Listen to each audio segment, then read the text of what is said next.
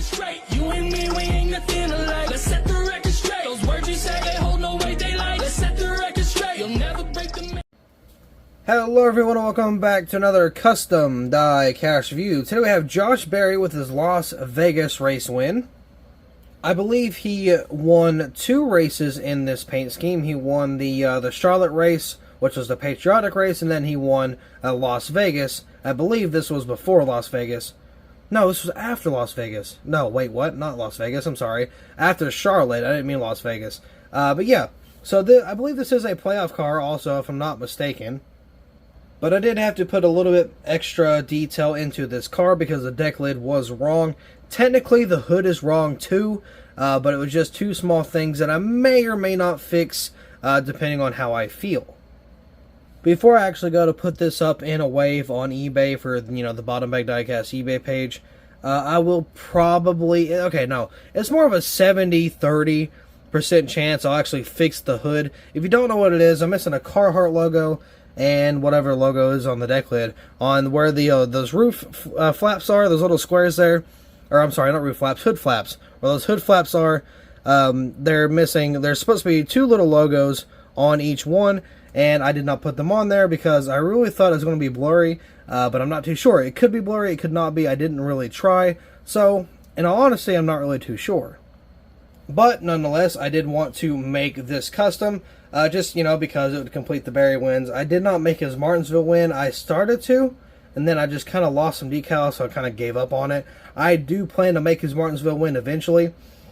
Let's see, I think they made his... Ooh, what was the black and red one? I don't remember what that one was. I think they made that one, I'm not sure. I know they made the Charlotte win, and they did not make this one, so I figured, you know, I would make it just to kind of complete the Josh Berry, you know, win cycle, I guess you could say. This one was a really fun one to make. It was kind of hard to do some of the detail on the right side. They had some donut marks. I don't think I did too great with it. I'm still learning the donut marks because they are kind of hard to do. I might have to try like a different technique or something, but either way, I don't think it looks the best, but we'll cross that bridge when we get there, whenever we actually go to review that side. Another thing you may notice is that the box is not customized. Does that mean this box will not be customized at all? No, of course the box will be customized. I'm not worried about the box right now. Normally I make the cars and then review them, and then before I go to list them on eBay, I will decorate the boxes and, you know, update everything, then post them on eBay for the listing. And it will even have a brand new label, so instead of Harrison's Workwear, it will be Josh Berry, number 8 Las Vegas win, 2022 Camaro, Bottom Bag Diecast Limited Edition, or Bottom Bag Diecast Edition, either one. But yeah, so I will update the box, don't you worry. But I believe enough has been said, so let's go ahead and get into the diecast review. Custom diecast review. Here's the diecast out of the box, and right away you can see some of the detail that I've already done, such as the window net, a little bit of race wear, and all that fun stuff. So of course we'll cover all of that. So on to the actual hood of the car here. We do have Harrison's and the HarrisonsUSA.com right there. A little bit of race wear, not a whole lot. Maybe I went a little long with the marks and more of like a... Not really a spotty design for race wear, it's more of like streaks, and I didn't really mean to go for that, it just kind of happened. And then of course we got the missing logos there. It was the Air Rat logo and the Carhartt logo, I believe. But again, I'll probably fix that. Another thing I'll probably fix is this banner right here. You can see there is a little bit of white behind that purple. I will probably fix that. If I thought about it, I would have fixed it whenever I had the car torn apart. But I just kind of forgot about it, so I'm sure I'll fix it. And then you got the detail on the dashboard there. Xfinity and Berry on the name banner. Got the number 8, Harrison's, HarrisonsUSA.com. Berry on the rear name banner here. Here is the custom decal. Now I know it's not super perfect, but there is the logos there. Now even then here they are kind of blurry, so I was kind of worried about how they would show up on the hood. We got Arat there, I believe that's how you say that, and then Carhartt on the deck lid. Got HarrisonsUSA.com, Camaro. They got the fake exhaust pipes, because, you know, everybody loves those. Got the purple spoiler back here for the playoffs. They got the taillights. RE Mechanics Wear, Mac Tools there. Got the number 8 on the other side of the car with a featured cat hair. That's always nice. Here is kind of the kind of what I was worried about. I also forgot there was a big wall scrape too. So I'm guessing it kind of got into the wall earlier that race. Then you can see these, or maybe it was to the finish, I'm not too sure. But these tires are completely worn out. A little bit more damage on the bottom. There's kind of the donut marks I was talking about. Not a fan, but I mean, it's there. Tire Pro's there. HinderCars.com, got the American flag, El Salto, Josh Berry. Safety Clean, can't tell what that was. Miller, SEM, and Junior Motorsports.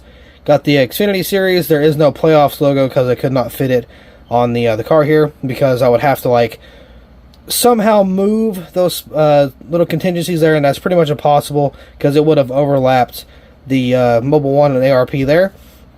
So it's hard to do. I did block out the NASCAR race car logo because, you know, I couldn't have just that because there was the round of there. I didn't put any round of stickers either because I thought they would be too blurry. So I did just kind of leave them blank. Do got some more race wear around the car here on the wheel well. Just got another scuffed up, completely blacked out tire, more damage there. Got the purple spoiler right here on the front. I might touch it up a little bit, featuring another cat hair. Jesus, Athena, you are killing me. Now, the reason there's so many hairs up here and on my hand is because when I'm sitting here, I'm sitting down, right? So, of course, my knee and thigh are available for sitting upon. So, what she'll do, she'll kind of trot over here, hop up on my leg, look at me, pretty much beg me to pet her. So I pet her, and then I put her down after a minute. Then I go back to doing the diecast review, and lo and behold, I got hairs all over me. So that's pretty much how that happens. But, you know, I got to give the cat attention, right? Got the number 8 Camaro, Simpson, and Sunoco down there in the bottom. We do have the grill right here on the front, of course. Got the headlights and the, almost said Camaro again. I have not said that in so long. I almost said Camry that time. Oh, goodness. Chevrolet bow tie on the front and the center of the headlights. If I could speak, that'd be quite nice. Got Simpson there and Sunoco. Over here, of course, you got the downed window net. It is a feature I pretty much always do. You can see on the interior, we do have some of the painted roll cage. You can see the steering wheel's painted, gear shifter's painted. You can see this other part of the roll cage is painted here closer to me. Got Harrisons.com, Tire Pros, another freaking cat hair. Oh my god. Get out of here, please. You're ruining the moment. Okay.